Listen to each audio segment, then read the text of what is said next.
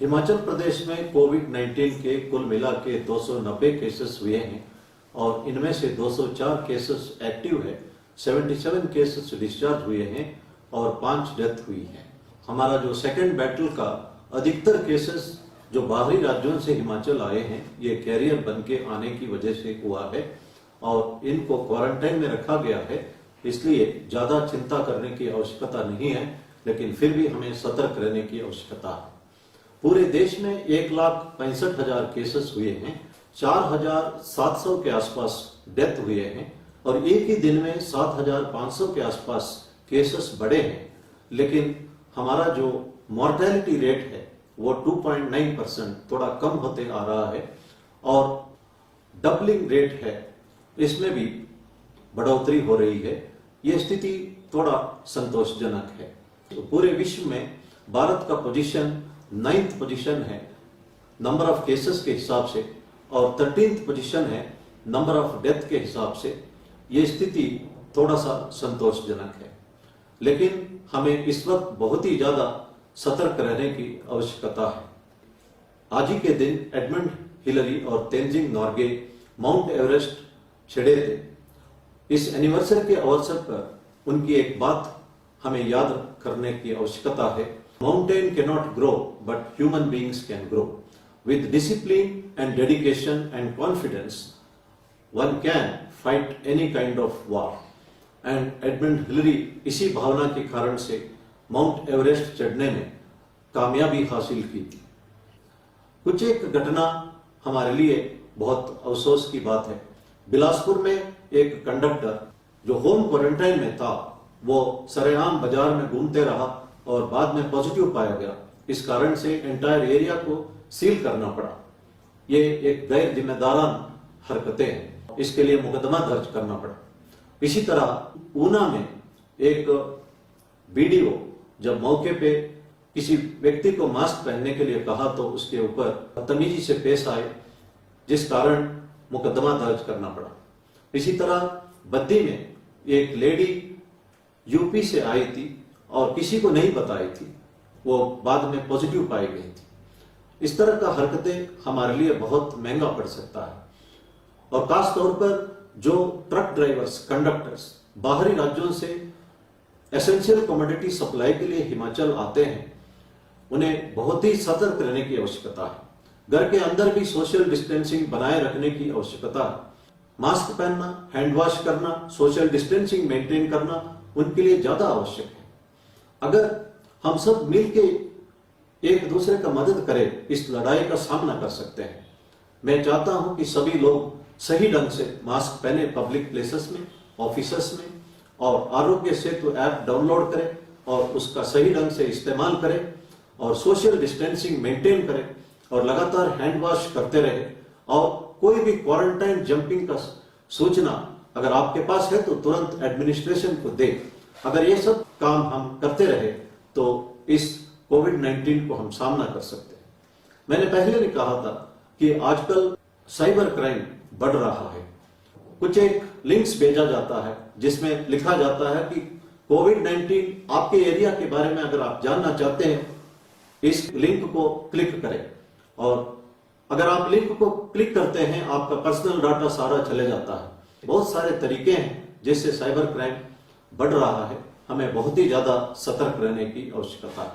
मैं एक बात स्पष्ट रूप से कहना चाहता हूं, जब हम चाहते हैं कि समाज सुरक्षित रहे तो हम व्यक्तिगत तौर पर भी सुरक्षित रह सकते हैं। हमेशा हमें समाज के बारे में सोचना चाहिए। सरकारी नौकरी हो या प्राइवेट नौकरी हो, हमें समाज के लिए कुछ ना कुछ योगदान करते रहना चाहिए। लेकिन अधिकतर लोग जो है अपना व्यक्तिगत समस्या में उलझे रहे हैं और वो सोचते हैं कि हमारा व्यक्तिगत समस्या खत्म होते ही समाज के लिए कुछ करेंगे। ये इस तरह की बात है जो समुद्र में नहाना चाहता है only when the waves stop, वो दिन वो संभव नहीं है।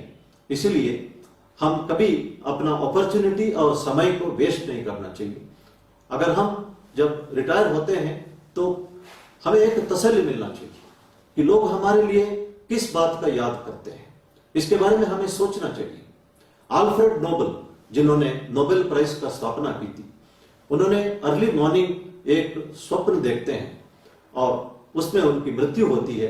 एक दो अखबार में लिखा होता है Alfred Nobel is no more, inventor of dynamite dies, और थोड़ी देर में आंख खुल जाती है, वे खुश हो जाते हैं कि वे जिंदा है। फिर वो सोचने लगते हैं कि एक दिन मैंने मरना ही है, मेरे पास इतना धन दौलत है, मैं कुछ ऐसा काम करूं और लोग सदियों तक मुझे याद करें। उन्होंने इसी से प्रेरणा पाके अपना दौलत को इंस्टीट्यूशन ऑफ नोबेल प्राइज में लगाते हैं और आज भी हम अल्फ्रेड नोबेल को याद करते हैं। लेकिन एक सेंस ऑफ कमिटमेंट हमें आजकल बहुत कम देखने को मिल रहा है। जब मैं विजिलेंस और एंटी करप्शन ब्यूरो में काम करता था, उस वक्त हमने कुछ टीचरों को अरेस्ट किया था जिन्होंने पढ़ाने के लिए बदलू टीचर्स रखे हुए थे। उसका मतलब लेट अस से एक टीचर को अगर 50,000 रुपया तनख्वाह मिलता है, उन्होंने 6,000 रुपए के लिए दूसरा टीचर रखा पढ़ाने के लिए, और ये टीचर ठेकेदारी या कोई और काम करते रहे। ये बहुत अफसोस की बात थी। और बदलू टीचर के बारे में मेरा ज्ञानोदय उसी वक्त हुआ था। मैं तमाम टीचरों को, चाहे प्राइमरी स्कूल हो, हाई स्कूल हो, कॉलेज हो, यूनिवर्सिटी के प्रोफेसर्स हो, इनके लिए एक एग्जाम्पल दोहराना चाहता हूं। डॉक्टर अब्दुल कलाम जी जब भारत के राष्ट्रपति थे, उन्होंने शिमला का विजिट किया था।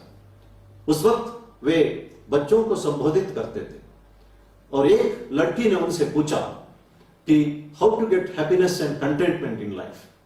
डॉक्टर कलाम ने जवाब दिया है कि happiness and contentment will come with commitment to one's profession. उन्होंने एक एग्जाम्पल दिया।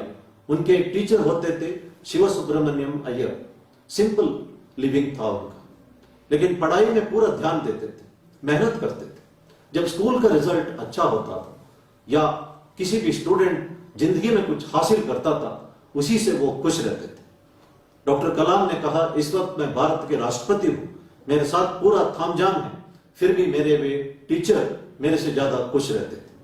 मेरे ख्याल में इससे बेहतर कोई एग्जाम्पल हम दे नहीं सकते।